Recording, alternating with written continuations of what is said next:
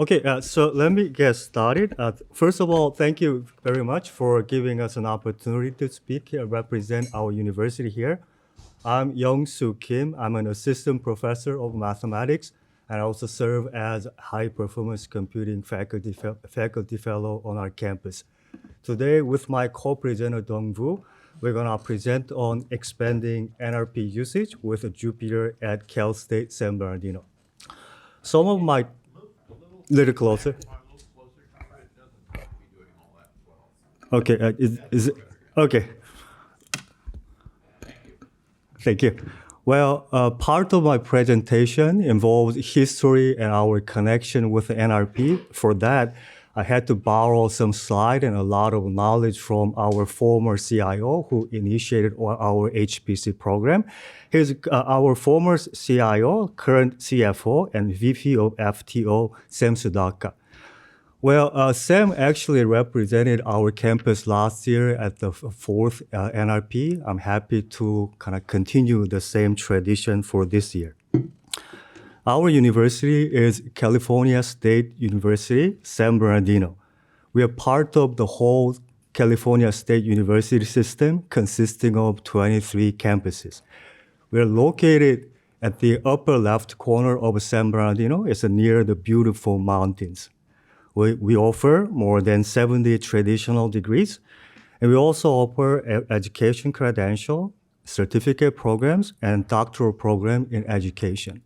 Due to that, we were designated as R2 campus by Carnegie classification in 2022. However, our primary focus is on education. So the several faculty members, near 1,000 faculty members, work with almost 20,000 students on campus. We serve two of the largest counties in California, San Bernardino County, that's the one over here, and below that is the Riverside County. 70% of our students are Hispanic students, so we are Hispanic serving institutions. Well, also we have like really good male and female ratio in faculty and also in students.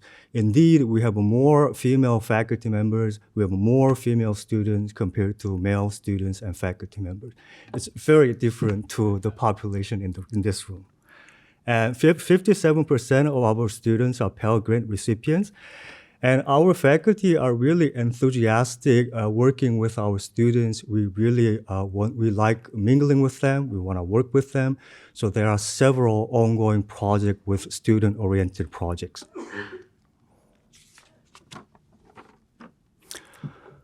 Though we focus on education, we have really high level of research activities on campus.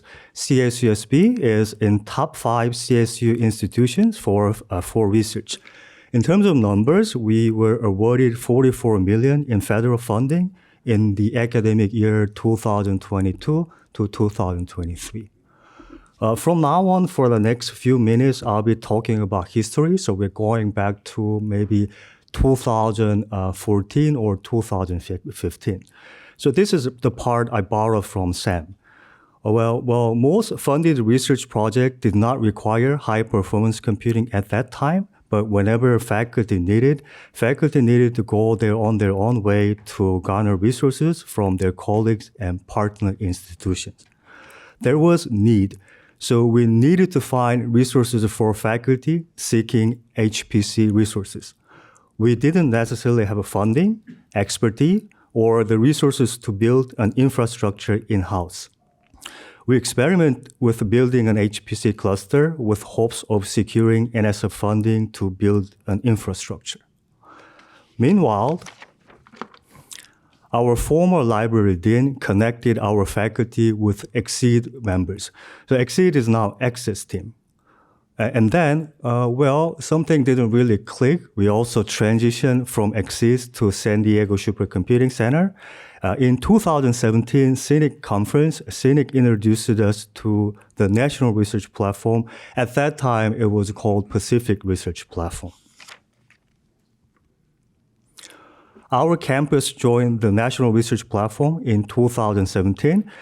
I believe we are second to San Diego State University to join this prestigious research network. On top of that, as a lot of people talked about network, we created Science DMZ to get connected to the platform. In 2018, James McDonald and Dung over here, they attended Fiona workshop at the Scenic Annual Conference. Currently, our campus has 3 nodes dedicated to the NRP. I believe Persofa is the first one we had, and the last one, the GPU-01, is the one that Dung actually brought to our campus by winning an award and CSU internal grant. And we also thank Tom, who added several GPUs to this node. Our HPC program team consists of 5 people. James initiated the project with Dung, but now he's playing another important role on campus. So Dung and I are playing the major role in supporting users and driving force for our HPC in the past 3 years. And our CIO, Gerard, he might be here. I saw him, but hello, Gerard. Yeah, he's also my big boss, and another boss on my academic side is Brad Owen. He doesn't want to be called boss, but still. Okay, so we have several activities related to HPC. We have several faculty-led projects. It's not that names are the only faculty's names are listed, but they have several students within them. And we also are bringing in a lot more faculty members who are not listed on my slide, but on Dung's slide later. And we have a close relationship with several research groups, and we support several classes that need HPC needs. Well, because our talk is about Jupyter Lab or Jupyter Hub, I want to emphasize nearly all the projects, workshops, and classes we support are supported by Jupyter Lab or Jupyter Hub.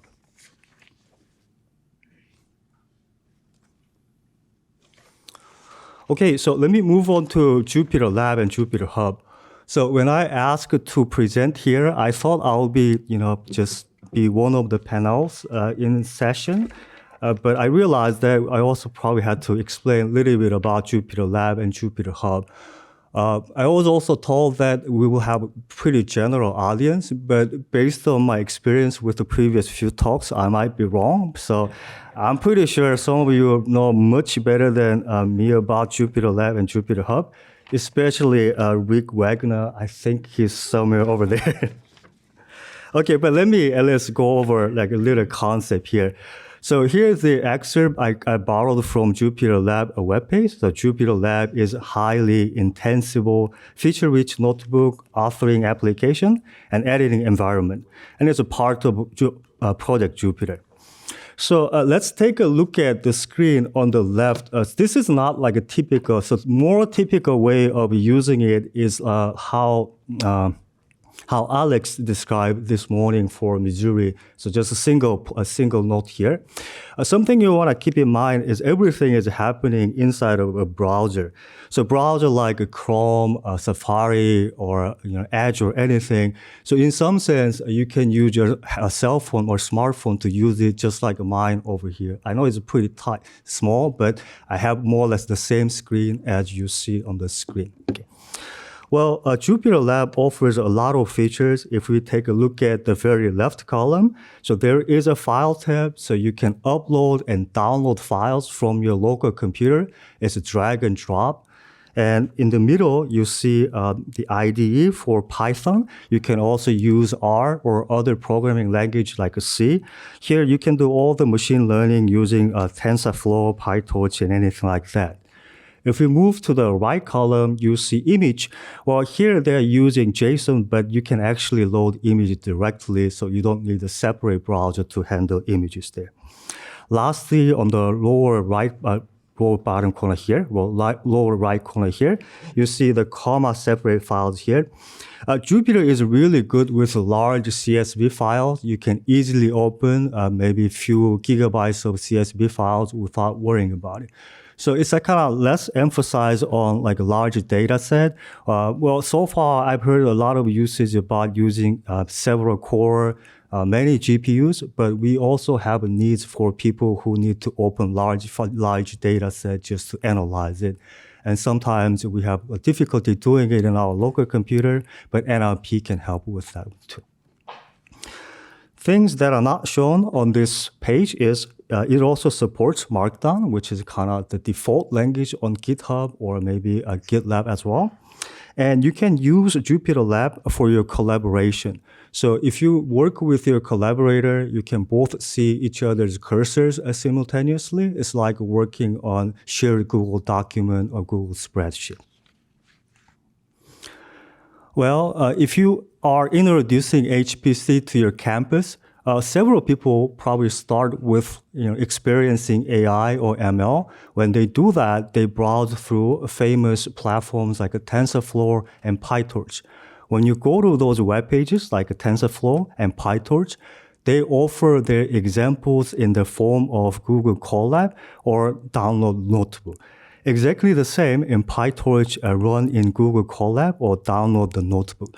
So these are IPython notebooks. That means those are Jupyter notebooks.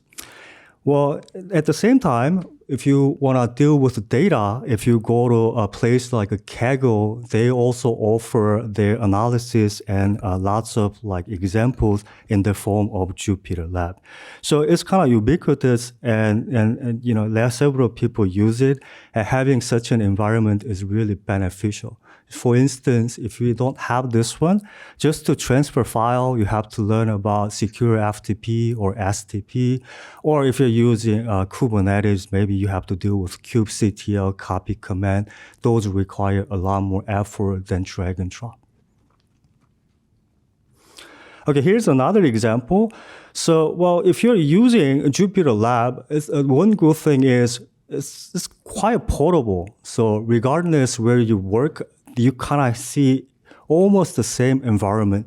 So here are 3 examples. One is running almost the same code on Google. Actually, they're all the same code. Running on Google Colab and my office computer and on the NRP server. They're not in order, so if you can distinguish it, you probably have experience with Jupyter Lab a lot. But they more or less look identical unless you pay close attention. That means whatever that's running on Google Colab, there is a good chance you can port it easily to the National Research Platform environment.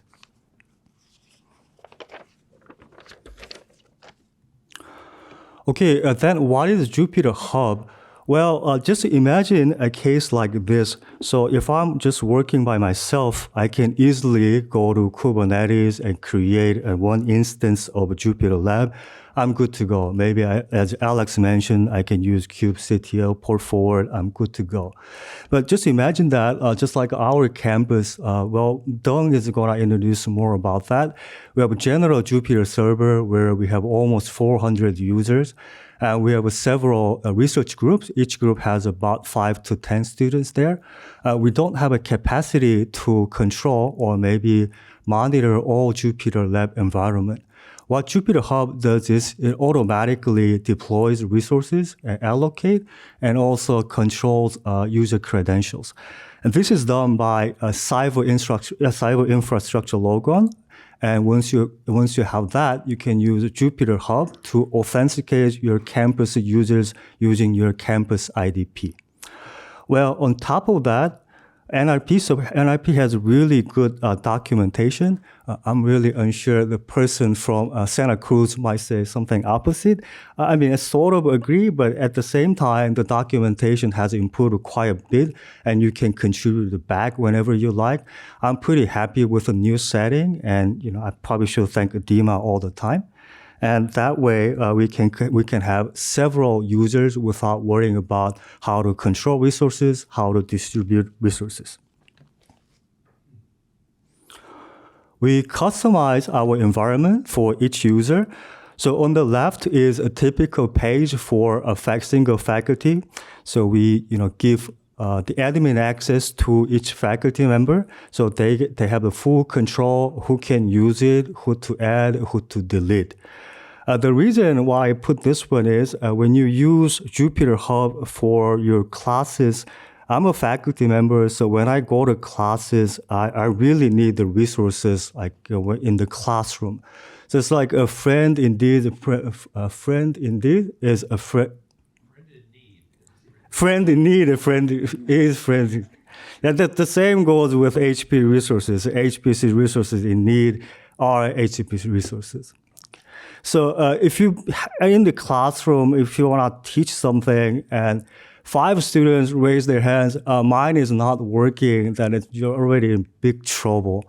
So what we could do was we could auto start all student servers half an hour before each class. So when students walks into the classroom, when they open their browser, they're really ready to go.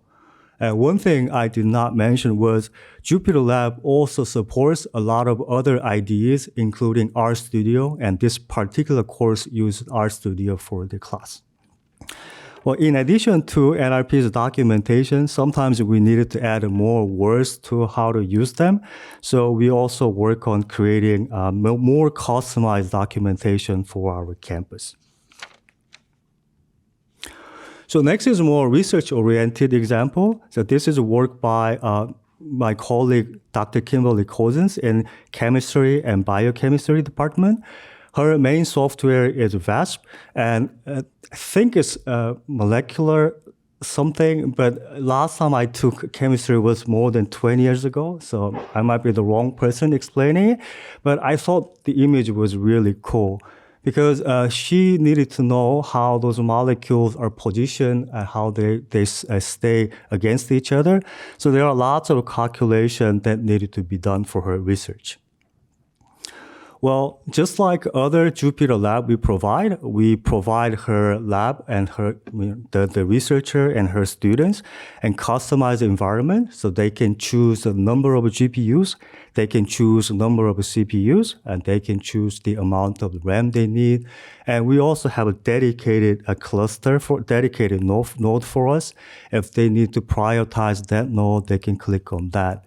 And one other thing I want to mention is there's only a single image because NRP provides really nice Jupyter Lab stack.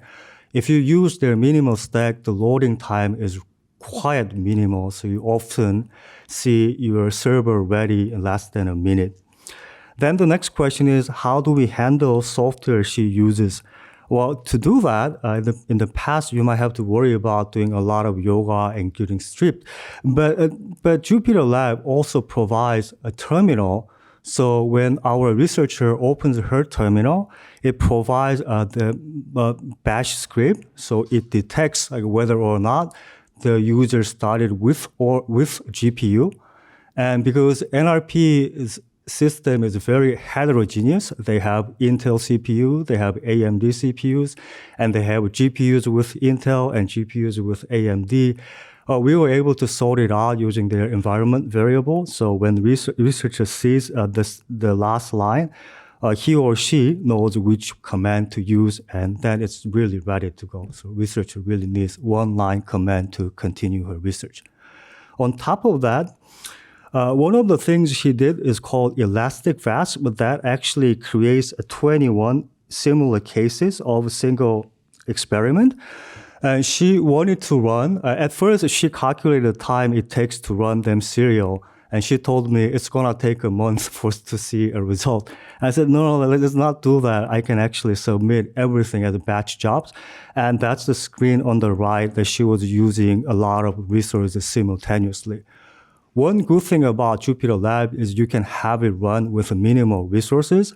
So what we did was, though we were running everything as a job batch, I was streaming all the outputs to her, her PVC or her storage. So when she logs into her account, she could see the live feed of her calculation, though it's not running under her server. Okay, everything combined, our collaborative work. We are one of the top universities, burning a lot of CPU and GPU hours on the NRP, and this is the diagram. I sort of apologize that San Diego State University is, noted differently. They should be noted as San Diego State University instead of CSU San Diego. I apologize, Jerry, Kyle, and Mike, but I like San Diego State University because I like Kawhi Leonard and he graduated from your university. Well, so I'm about to pass mine to my co-presenter Dung. So I like to spend like a minute or two to thank the NRP team, and special thanks to Tom, who has supported us tremendously. And if you look at the first photo with the dog, she was one of my neighbor's dog, and she was one of my best friends during the COVID. And if you see on the right, you see a succulent, and that was the one Tom handed out last year after fourth NRP. Just for your information, everything on my patio, they died except that one. It's still surviving. And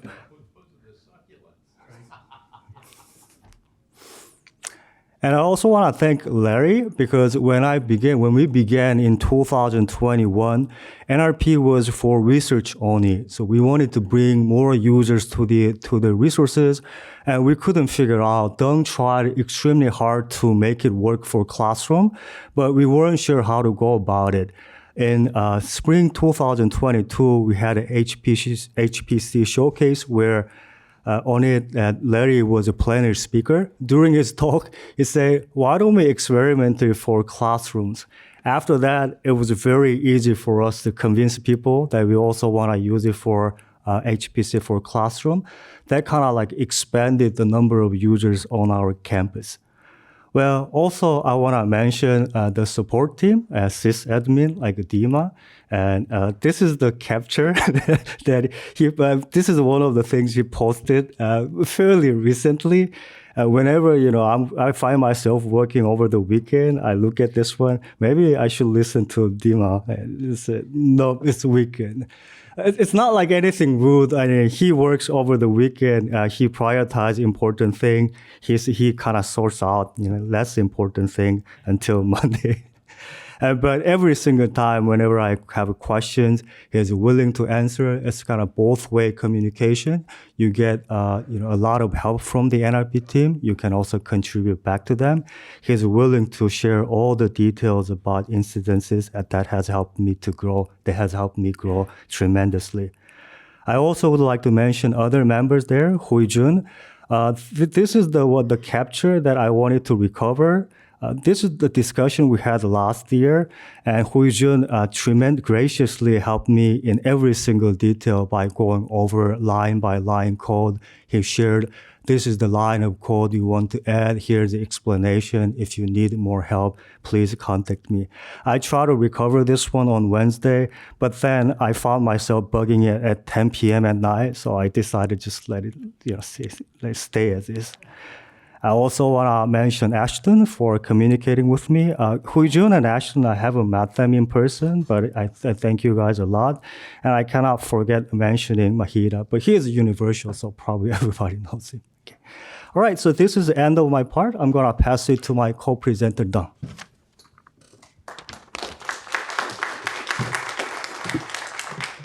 Actually, I would like to mention about the nope, it is weekend. It is a correct answer, but I always get the reply because our professor does not need the response right away. They need the response yesterday.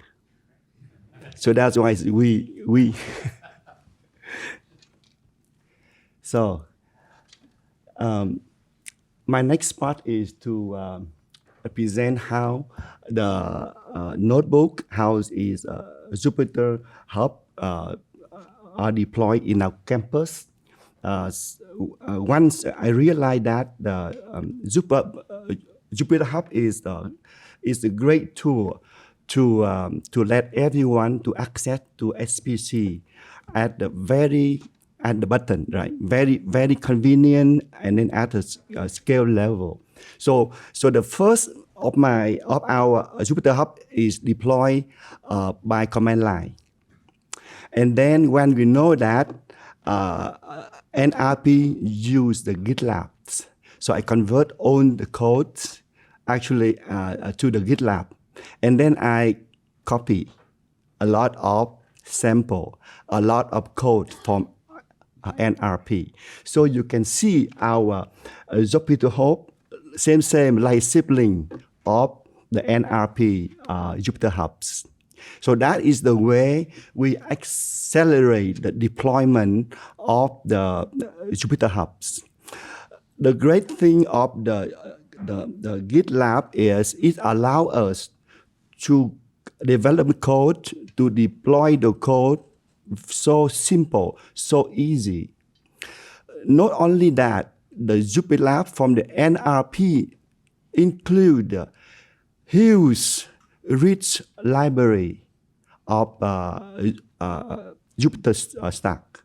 So we don't think we ever need to develop anything. Just choose the one that our faculty need. So that is the way we can deploy Jupyter Hub very fast. So for example, if a faculty would like a project to be finished, that okay, I would like to deploy a Jupyter Hub I need by next week. I said no, it is available tomorrow. So that is the way we can accelerate deployment of Jupyter. Is so easy. So the one thing I was impressed is the Jupyter Hub have to be work in like the production environment. It means that it must be 24/7 and with the dedicated tech support. Otherwise, it is very disappointing for the faculty, for the student when they need access to the Jupyter node and it doesn't work. So that is so for me, the readiness, the availability, the stability of the Jupyter node is very important, very important. However, with the Jupyter Hub, when we design, we design based on the use case. First, the first use case is for the public, like for everyone. So everyone can access to that. For example, students, they can access to the Jupyter Hub to run the example, to exercise some of their homework. So the requirement of the resource is low, but the readiness is high. So and then with that Jupyter Hub for the campus, we set some limitation to preserve the resources. So they start from 4 core and 60 RAM, and then the Jupyter Hub is you scale down their port if they close the browser for half an hour. So that is the first use case. The second use case is the Jupyter Hub dedicated to research. So this hub is dedicated for the faculty or researcher. So this hub, there are no limitation, and then it allowed the faculty member to configure very large HPC resources, big RAM, big number of core, and then with high-end GPU. And then it runs in a way without interruption. Even with the faculty member, they close the browser, it's still running until they finish the job. Some job running for days, weeks before it completed, right? So with that kind of the research hub, the requirement for the resource quite high. So sometimes we have problem with the resources. So with the NRP allocated for us, one node, one strong GPU node, and one is strong CPU node. The CPU node have a 266 core and 1 terabyte of RAM. So with that one, we can run majority of the high demand. For example, the VSIP is a simulation for chemistry, is able to run on that. So that is the second use case. The third use case is the multiple dedicated Jupyter hubs and dedicated system. So even we have the research hub, but some faculty, some project, they need special treatment. For example, specialized software, specialized different size of the storage, and then even the faculty would like to control the user access to the hub and don't control how the file is sharing among the hub. So with kind of the request, we deploy a dedicated research hub, Jupyter hub for that project, for that faculty. So far we have about 10 dedicated research hub for the faculty. So and then every hub they have a few or several researcher or student working with the faculty. So totally we have now like about 13 researchers. And then how the Jupyter Hub will success? It is a simple access. First is the Jupyter Hub for everyone, and second one is for faculty. And this one is the server option that the user can select this one. You see the appearance look like the same like the RP, because we inherit a lot of coding from the NRP. That's why that is, I mentioned that NRP very special. And then here is the typical Jupyter lab when the user select the stack, they can open the lab with the multiple program. And here I would like to mention, for example, RStudio. At the time when one professor would like the RStudio for their class, we have a commercial RStudio, but expensive. So I put request to Mr. Nima, and then a few days later, he deployed the RStudio for our campus. And then beside that, and then beside we use the existing repository from RP, we also learn how to deploy our own stack. So this is a typical the desktop. We call it the SPC desktop. I mentioned I put the logo of the NIP to remind that what resource we are using. So with the SPC desktop, so the user can run the program with the GUI application with the power of SPC. For example, we deployed the pgadmin4 GUI interface client to access to the ProgSQL at the back end. So with so many pods running at the same time, we have to monitor the resources, monitor which one use the resource and what's going on, so you can know the problem. So currently is the course related to ML AI that Dr. Youngsu mentioned before. So in our campus currently we have 14 AI ML projects going on. So those majority of them already have their own research hub.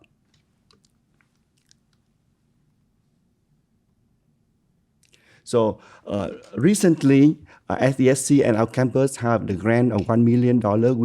We have the huge infrastructure deployment, and then it will accelerate. It will help us to expand more. So this is the publication that use the NRP. And then the future plan. So we will promote APC awareness in faculty and expand HPC port to research for all academic domains. Normally, the research computing focus on computer science related, but now it's already in many departments. So we plan to expand the support for those domains. And then we expand the support for the HPC related courses and growing research group that involve more student participation. It is for us, it is very important because we can help students learn the skill and then they become the scientists in the future. And then we will collaborate with the CSE faculty, SDSC, and PR to provide the AI ML support, because AI ML has been integrated with the own research aspect, and then they are the very important tool for research. And then we also expand the collaboration with the CSU sister to share the SPC service. For example, we have deployed the VSB simulation, very complex system. So when we are able to deploy, and then many chemistry department in CSU, they might need to use the software. So we could share the service with those CSU sister. So acknowledgements, the NRP has not only provided computing resource, like hands-on experience is great, technical guys, but also dedicated tech support and solution. The solution is very important too, because for us, that is amazing. That is amazing support. That is amazing way to assist the techs from other campus to accelerate their program.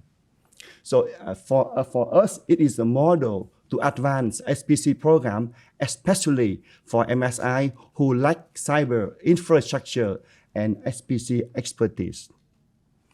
And then CSUSB is able to provide research computing capacity to its faculty student as if we are a UC.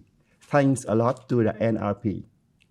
Especially thank you, Dr. Smart, Dr. Defanti, Mr. Graham, Mr. Mission, and all young software engineer.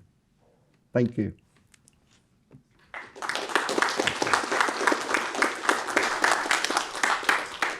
Any questions?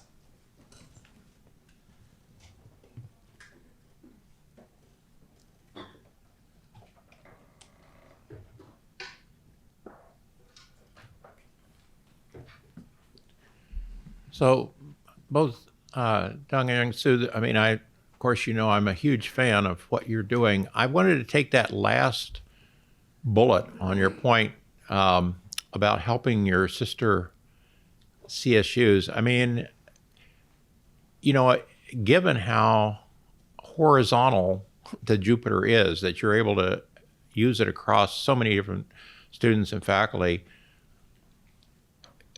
talk a little bit about what is required to scale this across all the CSUs. I mean, they all have the same requirements as you did. The Jupyter Lab is, I mean, the NRP is available to all of them. The Scenic Air is, you know, emerging as a AI resource for all of Scenic Connected. And you've got Ed Clark and other people here from the central CSU office. As you look, so, you know, through the next few months in 2024, this year, what is required? I mean, is it extra money for staff? Is it, you know, coordination with other people? I mean, how do you, because there's all these bureaucratic differences between the individual campuses, but you've got this universal solution and you've got so much experience. Could you just talk a little bit about what would it take for this to be spread across the CSU system? For my opinion, I thought that because the self-study like yours, it takes time, and even the mic, please? Sorry. Okay. So for us, how to spread, my opinion that some knowledge we learn, and then when we have a problem, we add tech supports. So for example, for two spreads, for example, the specific skill, how to build a Jupyter Hub, I thought it possible that NRP could have a training for the techs in the around the CS campus, short training how to build the Jupyter Hub. how to build, and that one they can build one for them, and then they can replicate to build for the other. That's what I thought, but could be. I don't know if it answers your question.